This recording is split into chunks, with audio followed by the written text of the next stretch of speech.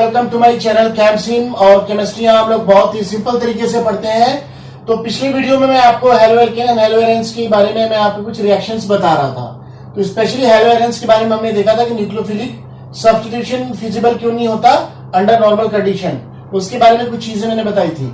अब हम लोग देखेंगे कि न्यूक्लियोफिलिक के साथ इलेक्ट्रोफिलिक सब्स्टिट्यूशन भी हो सकता है अगर हमारा हेलो एरेंस है तो, और बल्कि इलेक्ट्रोफिलिक सब्स्टिट्यूशन इजी होता है उसमें। उसका रीजन देखिए। तो सबसे पहले हम लोग देखेंगे इलेक्ट्रोफिलिक सब्स्टिट्यूशन।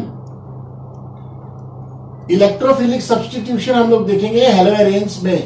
देखो आप यहां पे ध्यान दो, मैं एग्जांपल के साथ आपको बता दूं। सपोज करो यहाँ क्लोरीन अटैच है, ठीक है ना। तो सबसे पहले हम देखेंगे इलेक्ट्रोफिलिक सब्स्टिट्यूशन इजीली क्यों होता है। इलेक्ट्रोफाइल होता क्या है, सबसे पहली बात देखो। इलेक्ट्रोफाइल वो होता है जो कि इलेक्ट्रोफाइल यानी इलेक्ट्रॉन लविंग। इलेक्ट्रॉन लविंग का मतलब हुआ इसके पास पॉजिटिव चार्ज होगा, तभी वो इलेक्ट्रॉन का लविंग होगा। अब अगर आप इसके रेजोनेटिक स्ट्रक्चर को देखो तो देखो ये इसका जो रेजोनेटिक स्ट्रक्चर हम अगर बनाए हैं तो ये देखो इस तरीके से यहां बॉन्ड शिफ्ट होता है, ये इधर शिफ्ट होता है, और फाइनली इसके बाद आपने कई बार इसको प्रैक्टिस किया होगा तो इधर ये डबल बॉन्ड पार्शियल आ जाता है, इधर माइनस आ गया, और इधर ये और इधर ये। अब अगर इसको ये देख के ये इधर शिफ्ट होता है, फाइनली इधर इस प्लस और माइनस के बीच में यहां पे बॉन्ड बनता है और ये नेगेटिव यहां पे आता है। यानी एक इलेक्ट्रॉन डेंसिटी ऑर्थो पे इंक्रीज हुई, ये पैरा पे इंक्रीज हुई, और फर्दर इसको ये देख के इधर जाता है ये बॉन्ड, ठीक है ना। अब क्या होता है, ये वाला बॉन्ड ब्रेक होगा, इधर प्लस इधर माइनस, तो प्लस और माइनस यहां बॉन्ड बन जाएगा, और यहां पे ये बॉन्ड ब्रेक होगा तो यहां पे आपका इलेक्ट्रॉन डेंसिटी अगेन ऑर्थो पे। तो इसका मतलब हुआ कि इसका जो रेजोनेटिक स्ट्रक्चर हमें बता रहा है कि अगर बेंजीन रिंग में क्लोरीन या कोई सा भी हैलोजन अटैच होगा तो ऑर्थो और पैरा पे इलेक्ट्रॉन डेंसिटी वो इंक्रीज करेगा, मेटा पे इंक्रीज नहीं करेगा। इसका रेजोनेटिक स्ट्रक्चर बता रहा है। तो इलेक्ट्रोफाइल का जो अगर अटैक होना है, इलेक्ट्रोफिलिक सब्स्टिट्यूशन होना है, तो यानी कि यहां से एक हाइड्रोजन जाएगा और हाइड्रोजन जाने से आपका इलेक्ट्रोफाइल इजीली आएगा। इलेक्ट्रोफाइल के पास जगह कौन सी है, या तो वो ऑर्थो पे आएगा या वो पैरा पे आएगा, वो मेटा पे नहीं आएगा क्योंकि इलेक्ट्रॉन डेंसिटी वहां पे आई नहीं है। ये सिंपल सी बात होगी। इसके रेजोनेटिक स्ट्रक्चर को हमने देख लिया। तो इलेक्ट्रोफिलिक सब्स्टिट्यूशन जो होता है वो ध्यान रखना कि वो रिंग पे नहीं होता, मतलब सॉरी साइड चेन पे नहीं होता, रिंग पे होता है। अब अलग अलग आप बना सकते हैं इसको। आपको अगर पता है कि इलेक्ट्रोफिलिक कौन सा इलेक्ट्रोफाइल आ रहा है, कब आप डायरेक्टली अटैच कर दोगे ऑर्थो और पैरा पे। जैसे अगर HNO3 H2SO4 लिया ना तो इन दोनों से क्या बनता है, NO2+। अब ये NO2+ इलेक्ट्रोफाइल है, आपको कुछ भी नहीं सोचना, सिंपल आप इसको ऑर्थो और पैरा पे लगा दोगे। एक बार ऑर्थो पे लगाया और एक बार आप इसको लगा दोगे पैरा पे। अब ऑर्थो और पैरा का बॉइलिंग पॉइंट मेल्टिंग पॉइंट अलग होगा, उससे आप इसको फिल्टर आउट कर सकते हैं, ठीक है ना। और पैरा वाला वैसे भी आपको पता है कि ज्यादा स्टेबल हो जाता है, तो पैरा वाला प्रोडक्ट बन सकता है मेजर। इसके बाद अब देखो यहां पे आप सिर्फ आपने क्या करना है, इलेक्ट्रोफाइल जैसे जैसे मिलते रहेगा उस तरीके से आप ऑर्थो और पैरा पे लगाएंगे, प्रोडक्ट विल गेट। सपोज करो मैं यहां सिर्फ H2SO4 लेता हूं। अगर मैंने सिर्फ H2SO4 लिया तो H2SO4 लेते तो हमारे पास इलेक्ट्रोफाइल क्या आता है, SO3H। अब आप NO2 की जगह SO3H अटैच कर दो, इधर SO3 अटैच कर दो, इधर SO3H अटैच कर दो, तो ये सब बन गया। जैसे पहला वाला क्या बना था, 2 क्लोरो नाइट्रोबेंजीन, इधर 4 क्लोरो नाइट्रोबेंजीन, इधर सल्फोनिक बेंजीन, ठीक है ना। इस तरीके से हो गया। अब अगर आप यहां पे क्लोरीनेशन करना चाहते हो, लाइक Cl2 लेते हो, तो इधर ऑर्थो क्लोरो और पैरा क्लोरो क्लोरोबेंजीन हो जाएगा।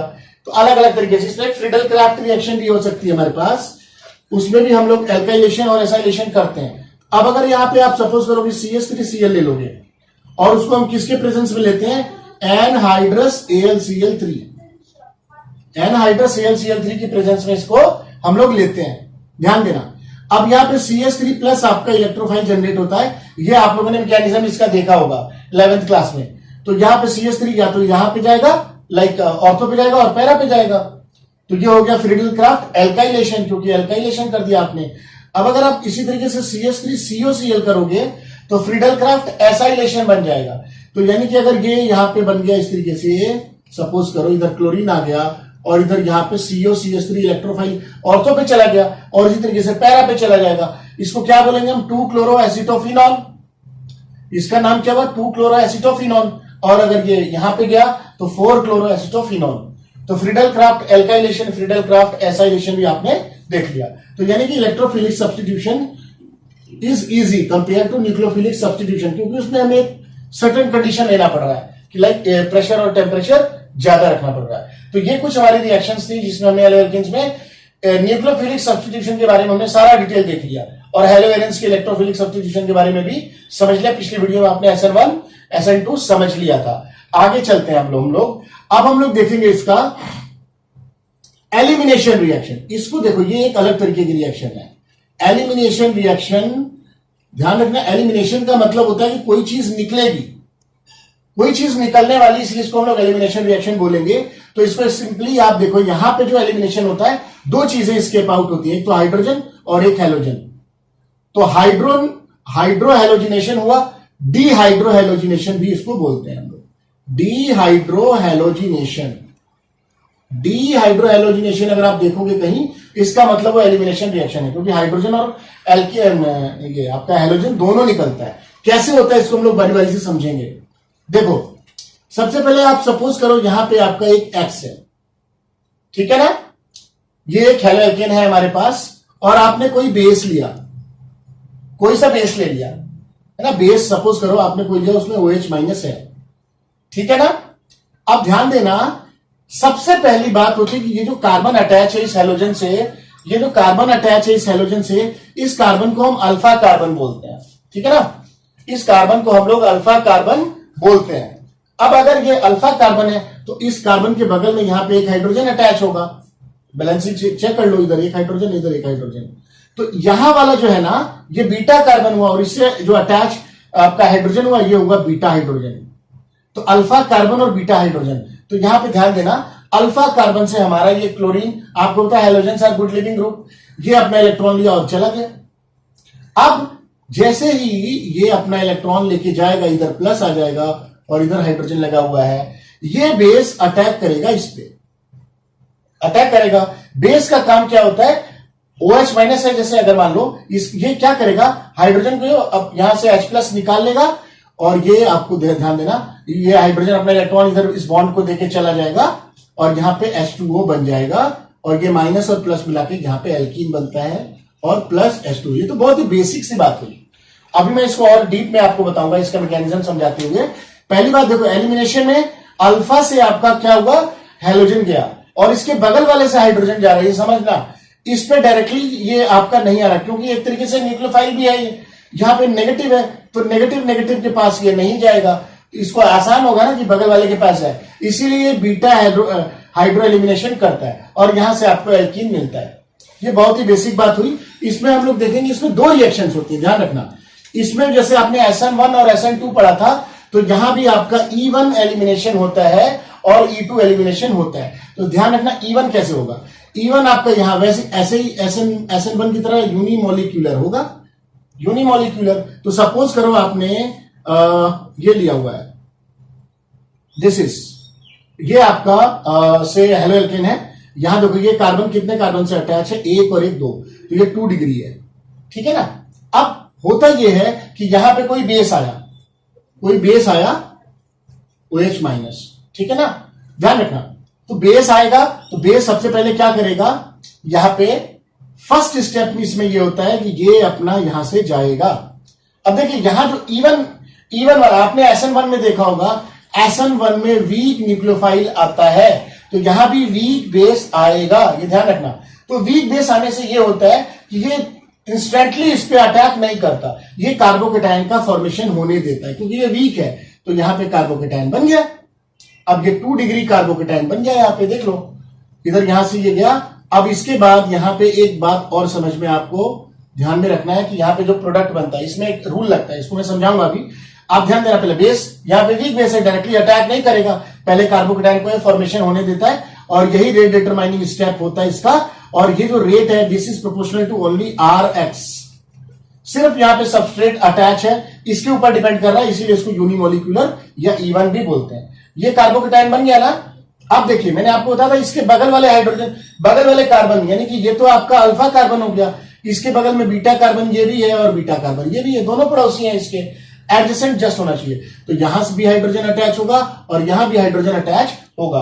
आपको ये डिसाइड करना है कि कौन सा हाइड्रोजन जाएगा, इसके बाद हमारे पास वो प्रोडक्ट मिलेगा। तो देखो, अगर मैंने इस हाइड्रोजन को हटाया तो हमारा प्रोडक्ट क्या मिलने वाला है, इस तरीके से। अगर ये हाइड्रोजन जाता है तो ये हमारा प्रोडक्ट बन गया, तो यानी कि ये हमारी एल्कीन बन गई। क्लियर? और अगर ये वाला हाइड्रोजन जाता है ना, ये वाला हाइड्रोजन जाता है अपना इस तरीके से, तो फिर क्या होगा आपका प्रोडक्ट? तब बनेगा कुछ इस तरीके से, ये बनेगा ना। देखो ये वाला, अब आप ध्यान दो इन दोनों में ज्यादा स्टेबल कौन सा होने वाला है? ये वाला ज्यादा स्टेबल होगा, क्योंकि देखो यहां पे इस एल्कीन के दोनों ही साइड कार्बन और कार्बन अटैच है, और बल्कि ये सीस और ट्रांस में अगर आप देखो तो ये ट्रांस वाला है ना, अगर दोनों सेम साइड है तो सीस अदरवाइज ट्रांस। और ये वाला लेस स्टेबल है, क्योंकि इधर की साइड में कोई कार्बन नहीं है। इसको मैं इस तरीके से भी आपको बताऊं कि इधर एल्कीन का स्टेबिलिटी हम जब देखते हैं हाइपर कंजुगेशन, आपको ध्यान होगा एल्कीन की स्टेबिलिटी के लिए हम हाइपर कंजुगेशन यूज करते हैं।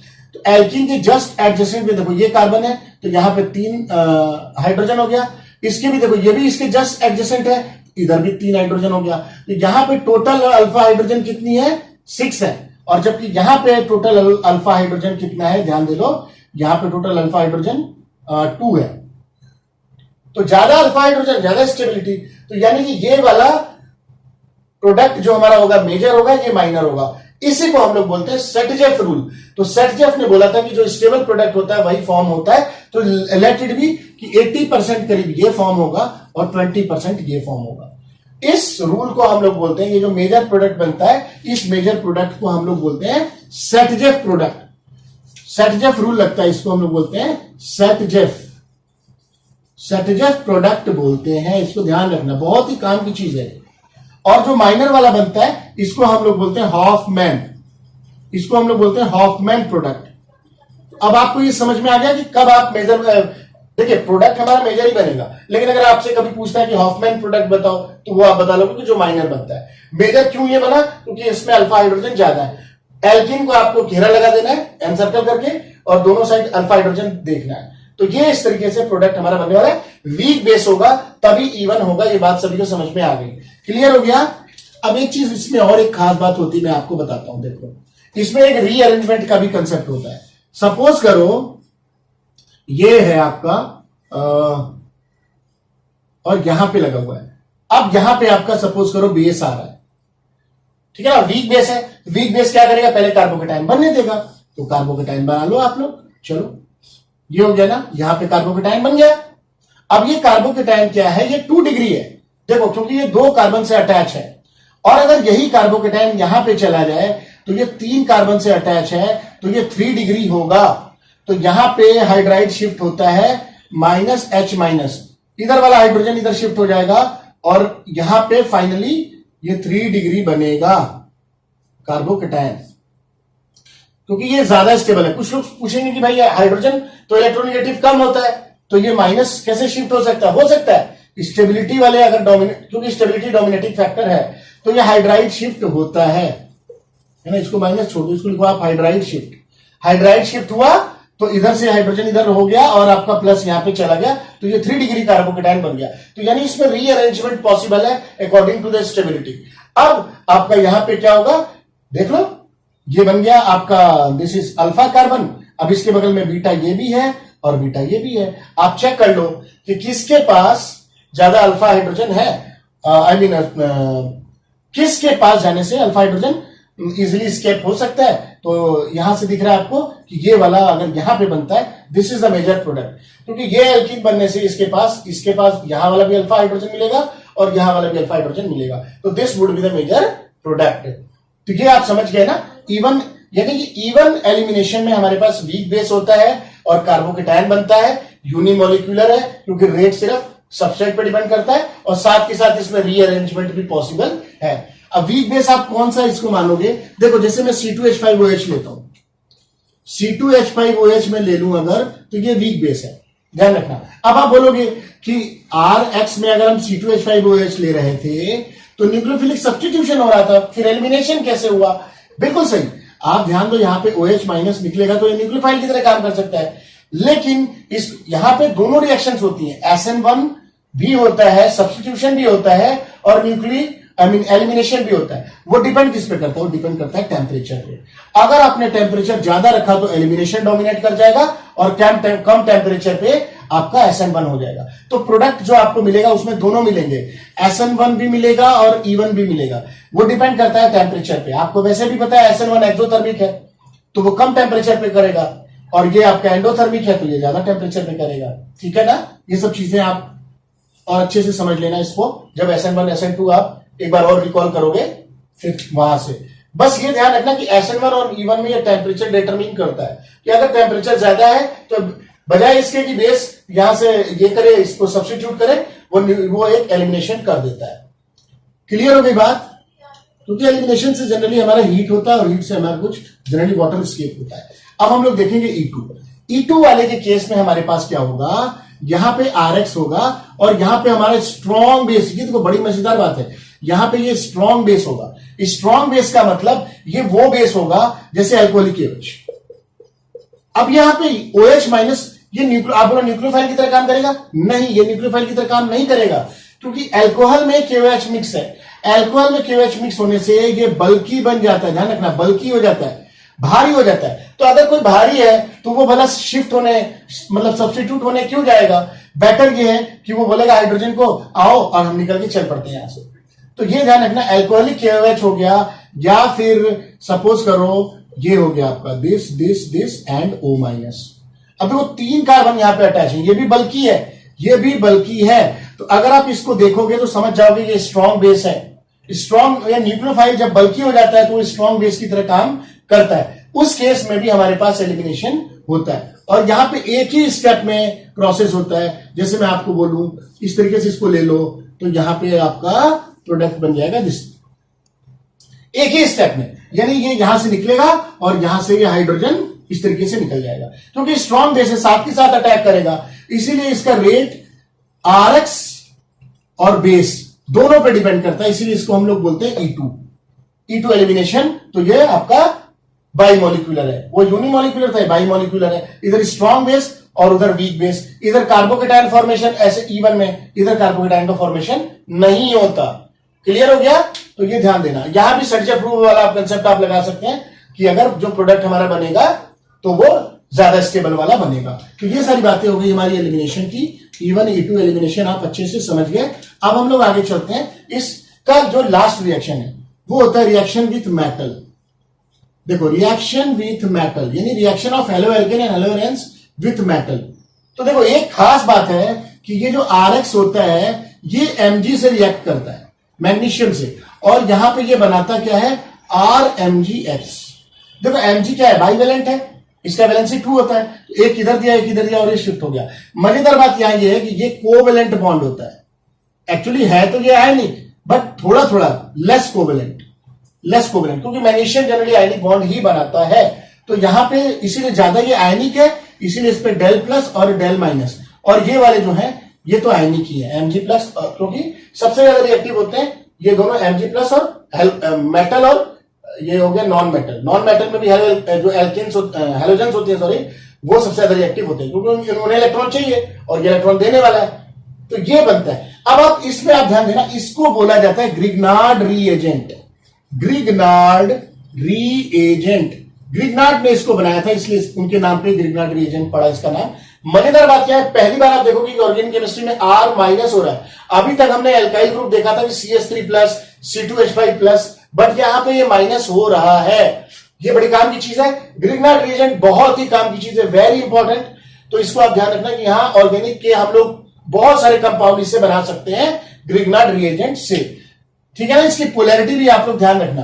अब देखो, अब सपोज करो कि मैं ग्रिग्नार्ड रिएजेंट को अगर मैं वाटर से रिएक्ट करा दूं, ग्रिग्नार्ड रिएजेंट को अगर मैं वाटर से रिएक्ट करा दूं, फिर क्या होगा? वाटर आपको पता है H प्लस पोलर है, OH माइनस देगा। अब देखो H प्लस किसके पास जाएगा, इसके पास जाएगा या नहीं जाएगा? इधर आ गया RH और MgOH, ये बन गया। इसका मतलब हुआ कि अगर वाटर थोड़ा सा भी मिक्स किया आपने ग्रिग्नार्ड रिएजेंट में तो एल्केन बन गया। क्या बन गया? एल्केन। कभी कभी इसी पे क्वेश्चन आता है कि why Grignard reagent is kept under anhydrous condition. अगर आप एनहाइड्रस कंडीशन में नहीं रखोगे, वाटर डालोगे, तो ग्रिग्नार्ड रिएजेंट रहेगा नहीं, वो तो इजीली चेंज हो जाएगा एल्केन में। तो ये चीज आप ध्यान रख लेना अच्छे से। ये हो गया हमारा एक रिएक्शन मेटल के साथ। अब एक और रिएक्शन होती है मेटल के साथ, तो उसको हम लोग बोलते हैं वुड्स रिएक्शन। वुड्स रिएक्शन, ये ध्यान रखना, इस रिएक्शन की खासियत क्या है इसको मैं आपको बता देता हूं। देखो RX प्लस Na, सोडियम मतलब 2NaI और प्लस RX, इससे सॉरी नॉट आई, यहां पे X तो अटैच हो जाएगा। सोडियम मेटल के साथ RX यूज जब भी आप करोगे तो यहां पे RR बन जाएगा और प्लस 2NaX बन जाएगा। तो यानी लोअर एल्केन से हायर एल्केन बनाने के काम ये आता है, हायर एल्केन इससे बनती है, ये ध्यान रखना। अगर आपको लोअर एल्केन से हायर एल्केन बनाना है तो ये रिएक्शन काम की रिएक्शन है, वुड्स रिएक्शन स्ट्रेट रिएक्शन है। आप सिर्फ ध्यान रखना यहां पे सोडियम मेटल यूज होता है और यहां पे दोनों सिमिलर अपना हेलो एल्केन और यहां पे हायर एल्केन बन गया, लाइक मिथाइल से क्लोराइड, मिथाइल क्लोराइड, और यहां पे क्या बन गया, एथेन बन गया। अब एक वुड्स रिएक्शन में वुड्स फिटिंग रिएक्शन भी होती है। अगर वुड्स फिटिंग रिएक्शन को हम देखें तो देखो वुड्स फिटिंग रिएक्शन क्या होगी, इसका मतलब यहां पे अगर कोई सा भी एक हेलो एरिन हो गया तो वो वुड्स फिटिंग रिएक्शन हो गई। अगर आप यहां पे 2Na कर लो और यहां पे RX कर लो तो यहां पे ये जो बनेगा ये आपका प्रोडक्ट बनने जा रहा है इस तरीके से, ये भी एल्केन बनेगा, ठीक है ना, इधर इस तरीके से बन गया। तो वुड्स फिटिंग रिएक्शन में अगर ये यहां पे एक भी हेलो एरिन आया तो, और अगर दोनों हेलो एरिन है इट्स ओके, इस तरीके से लगा लो तो यहां पे आपका ये बन जाएगा और देखो यहां पे क्या बन गया, डाइफिनाइल बन गया। क्लियर हो गया। तो ये कुछ रिएक्शंस हैं halo alkane and hello arenes की, ठीक है ना। एक लास्ट पॉइंट मैं आपको और बता देता हूं, उसके बाद halo alkane and hello arenes के सारे पॉइंट आपके क्लियर हो जाएंगे।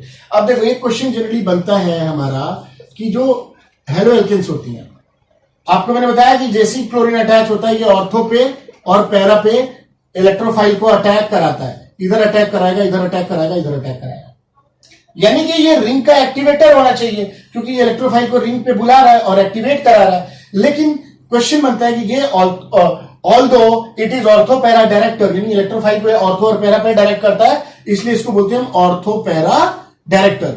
ऑर्थो पैरा डायरेक्टर है फिर भी ये रिंग डीएक्टिवेटर क्यों है? इट इज रिंग डीएक्टिवेटर, होना चाहिए था एक्टिवेटर।